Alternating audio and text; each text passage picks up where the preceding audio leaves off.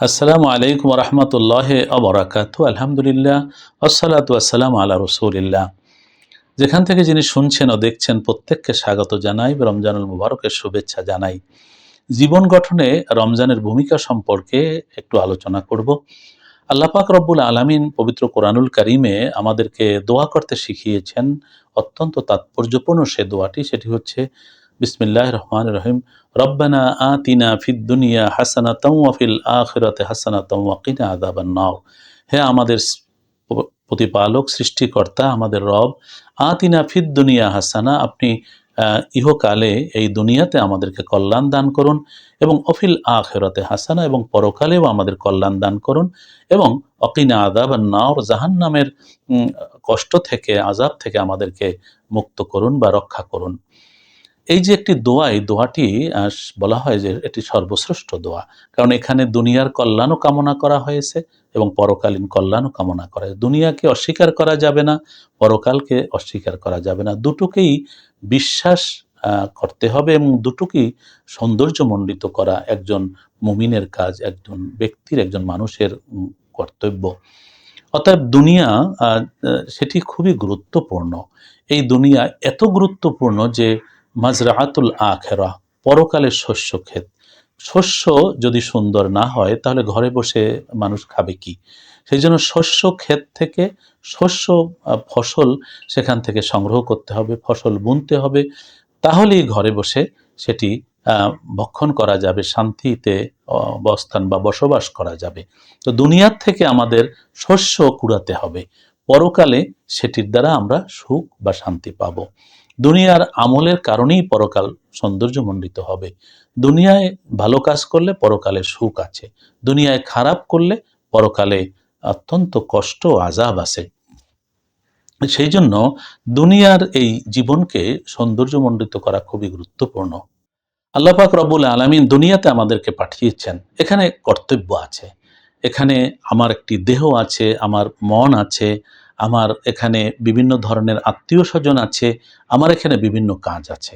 সেই কাজগুলো সৌন্দর্যমণ্ডিতভাবে, সুন্দরভাবে আমাদের করা কর্তব্য। যেমন আমাদের এই দেহ, আমাদের এই শরীর, আল্লাহ রসুল বলছেন যে অলে বাদানিকা আলাইকা হাক্কুন, তোমার শরীরের উপরে তোমার হক আছে, অধিকার আছে, দায়িত্ব আছে। আমাদের শরীর যাতে সুন্দর থাকে, সুস্থ থাকে, সেটি আমাদের কর্তব্য। কারণ শরীর ভালো থাকলে আমি এই শরীর দ্বারা ইবাদত করতে পারবো, নেক কাজ করতে পারবো। শরীর ভালো লাগলে আমি হেঁটে মসজিদে যেতে পারবো। শরীর ভালো থাকতে হবে, আমি তাহলে হজ ওমরা করতে পারবো। শরীর ভালো থাকতে হবে, তাহলে আমি রোজা পালন করতে পারবো। শরীর ভালো থাকলে, মন ভালো থাকে, তাহলে আমি মানুষের সেবা করতে পারবো, কাজকর্ম করতে পারবো, অনেক আমল করতে পারবো, নামাজ পড়তে পারবো, মানুষের কোনো উপকার বা সহযোগিতা করতে পারবো। অতএব শরীর ভালো রাখাটাও খুবই গুরুত্বপূর্ণ। অতএব জীবন এখানে যেমন এই দুনিয়ায় বান্দা যা কিছু করবে ভালো কাজ, তার জন্য বহুগুণ সওয়াব রয়েছে। একটি দোয়া করলে, আল্লাহর নাম নিলে, একটি কোরআন শরীফের অক্ষর পড়লে 10 নেকি, কিন্তু পরকালে কোনো নেকির কাজ নেই। এখান থেকেই সওয়াব কামাই করতে হবে। একটি হাদিসে আছে যে পরকালে যখন জাহান্নামে পাপীদের আযাব দেওয়া হবে, তারা আল্লাহকে ডাকবে। আল্লাহর খুব সেন্সিটিভ দুটো নাম, রহমান আর রহিম বলে, 1000 বছর চিৎকার করবে। তখন দোজকের ফেরেশতা জিজ্ঞেস করবে, কেন তোমরা ডাকছো আল্লাহকে? তখন বলবে যে একটু আগুনের আযাব কমিয়ে দাও, আমরা কষ্ট হচ্ছে। তখন আল্লাহ পাককে বলা হবে, আল্লাহ বলবেন ঠিক আছে, কমিয়ে ঠান্ডার আযাব দাও। তখন ঠান্ডার আযাব চলবে আবার 1000 বছর। ওরা চিৎকার দেবে ইয়া রহমান ইয়া রহিম, কিন্তু আল্লাহর দয়া হবে না, তাদের আযাব চলতে থাকবে। কিন্তু দুনিয়ার জীবনে এই যে রহমান রহিম নাম নিলে আল্লাহর দয়া উতলে যায়, আল্লাহর দয়ায় বান ডাকে। বলা হয়েছে যখন বান্দা বিসমিল্লাহির রহমানির রহিম পড়ে, তখন ন্যূনতম হচ্ছে যে সে যখন পড়ে তার মৃত মা বাবার কবর আযাব 40 দিন পর্যন্ত বন্ধ করে দেওয়া হয়। আল্লাহর দয়ায় বান ডাকে, তখন আল্লাহ ফেরেশতাদেরকে বলে যে সন্তান আমাকে দয়াময় রহমান রহিম বলে ডাকলো, আর তার পিতামাতার কবরে আযাব চলতে পারে না, আযাব বন্ধ করে রাখো।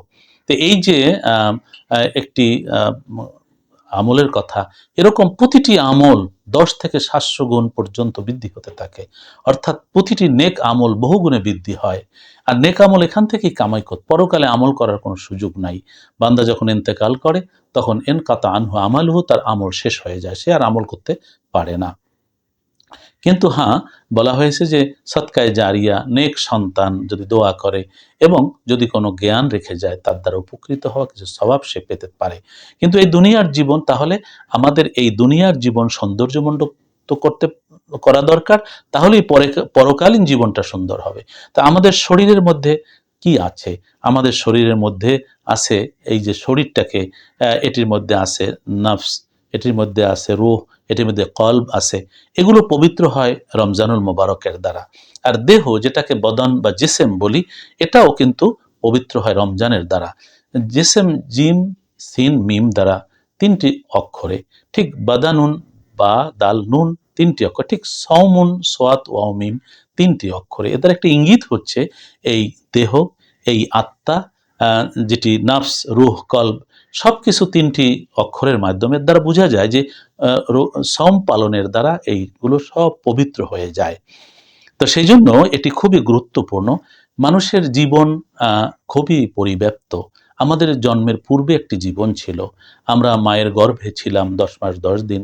এর আগে আমরা রুহের জগতে ছিলাম, সেই রুহের জগৎ থেকে আল্লাহর আদেশে আমরা মায়ের গর্ভে এসেছি। সেখানে আবার একটা সময় ছিল, সেখানে সময় কেটে আমরা দুনিয়াতে এসেছি। দুনিয়াতে আমাদের রয়েছে শিশুকাল, তারপরে রয়েছে আমাদের যৌবনকাল, তারপরে রয়েছে আমাদের সেই বৃদ্ধকাল। এভাবে একসময় আমরা মারা যাব, এরপরে রয়েছে পরকালীন জীবন। তা আমাদের জন্মের পূর্বের এক জীবন ছিল, সেই বিশাল, আমরা জানি না কত লম্বা জীবন ছিল। তারপরে আমরা দুনিয়াতে আসছি, এখানের জীবনটা একটু সংক্ষিপ্ত। আল্লাহ যাকে যতদিন বয়স দেন, কেউ 63 বয়স, রাসূলুল্লাহ সাল্লাল্লাহু আলাইহি ওয়াসাল্লামের বয়স ছিল মাত্র 63 বছর। তো সেজন্য আল্লাহ পাক রব্বুল আলামিন, আগের দিনে বয়স বেশি ছিল কিন্তু আস্তে আস্তে এটি কমিয়ে আসছে। ধরুন 100 বছর, 150 বছর, যাই হোক, এরপরে মৃত্যু। মৃত্যুর পর আবার কিন্তু এক অনন্ত জীবন। মৃত্যুর পর কবরে লক্ষ লক্ষ বছর, হাসরে লক্ষ লক্ষ বছর, পলসিরাতে লক্ষ লক্ষ বছর, এভাবে জান্নাত আর জাহান্নামে তো চিরকাল থাকতে হবে। আল্লাহ রাব্বুল আলামিনের এই যে অনন্ত জীবনটা সৌন্দর্যমণ্ডিত হয়, এই দুনিয়ার 50, 60, 70, 100 বছরের জীবন যদি সৌন্দর্যমণ্ডিত হয়, এই জন্য রাসূল পাক সাল্লাল্লাহু আলাইহি ওয়াসাল্লাম বলেছেন যে তামুতুনা কামা তাহিয়াউন, তোমরা যেভাবে জীবনযাপন করবে তেমনই তোমরা মারা যাবে। অতঃসারুনা কামা তামুতুন, আর যেভাবে মৃত্যুবরণ করবে সেভাবেই তোমাদের পরকালে হাসর হবে। সেই জন্য এই জীবন মানুষের আছে কি, একটা শরীর আছে, ভিতরে তার রূহ আছে, এটা আছে। আবার অপরদিকে বান্দার আছে কি, তিনি নিজে আছেন, তার সম্পদ আছে, তার আত্মীয় আছে, পরিবার পরিজন আছে। তো এই সব কিছুর উপরেই বান্দার কর্তব্য দায়িত্ব আছে। বান্দা যখন ইন্তেকাল করে, কেউ কিন্তু সাথে যায় না, সম্পদ বন্টিত হয়ে যায়, দেহটা পচে যায়, রূহ উড়ে যায়, আর আত্মীয় স্বজন সম্পদ ভাগ করে নিয়ে যায়। এই তো বান্দা, কিন্তু ওই যে রূহটা উড়ে যায়, ওটা কিন্তু আর ধ্বংস হয় না। সেজন্য আমাদের যেটি দরকার, সেটি হচ্ছে যে এই দুনিয়ার জীবন যাতে সৌন্দর্যমণ্ডিত হয়, সুন্দর এবং সুখের হয়, সুস্থ দেহ যেন আমরা লাভ করতে পারি, এবং আমাদের যেন চতুর্দিক সৌন্দর্যমণ্ডিত হয়, একটি সুখী জীবন হয়, মৃত্যু যেমন সুন্দরভাবে হয় এবং ইমানের সাথে হয়, পরকালীন অনন্ত জীবন যেন সাফল্যের এবং মুক্তির হয়। সেই গোটা এই টোটাল জীবনের যে বিরাট একটি মানে অধ্যায়, এই সব অধ্যায়গুলো সৌন্দর্যমণ্ডিত হতে পারে এই রমজানের দ্বারা, রোজাকে সুন্দরভাবে পালনের দ্বারা। সেই জন্য জানা বা বিশ্বাস করা দরকার যে রমজান মোবারক আল্লাহ পাক রব্বুল আলামিন বলেছেন এটা আমার, আমি দেব পুরস্কার। কারণ কি, এর মধ্যেই তো রহস্য লুকায়িত আছে। সেই জন্য রমজান নিষ্ঠার সাথে পালন করলে স্বাস্থ্য ভালো হবে, মন সুন্দর হবে, এই জগতের জীবনটা সুখের হবে, আর মৃত্যু ইমানের সাথে হবে, হাসর নসর হবে নবী রসুল এবং আল্লাহওয়ালাদের সাথে, অলিদের সাথে, আর অবস্থান হবে চির সুখের জান্নাতে।